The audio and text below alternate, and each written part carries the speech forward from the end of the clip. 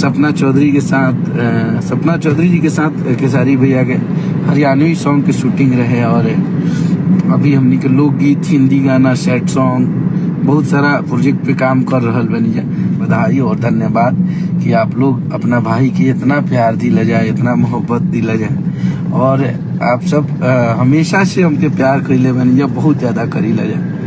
और ये वरदान चाही 3 हमार जो गाना आइल बा, गजेड़ी बलम, अपना गुड़िया खाती हरियर चूड़िया ले ले अइहा, जितना भी गाना आइल, किसान वाला गाना, भाई हमार टुनटुन यादव जी के गाना, खेसारी जस कमरिया हिला के देखाओ ना, जितना भी गाना आइल सब गाना के आप लोग बहुत आशीर्वाद प्यार देनी जा। और वरदान चाही 3 ऑल ओवर यूट्यूब पे 35 से 36 मिलियन व्यूज क्रॉस कर गई बा।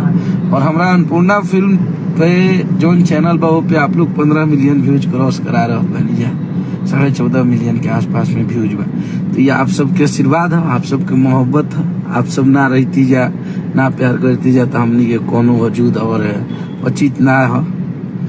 तो आप सबके बहुत बहुत धन्यवाद और बहुत बहुत बधाई कि आप लोगों ने अपने कश्यप को इतना प्यार किया, अपने हिट मशीन के राइटर को और भोजपुरी के हमारे जितने सुपरस्टार सिंगर हैं उनके लिए वो हमारे लिए गर्व की बात है कि हम गाना लिखते हैं। और मेरे सारे भाइयों का मोहब्बत मिलता है, आशीर्वाद मिलेला, इससे बड़ा चीज और हमनी खातिर कुछ ना हो सकेला।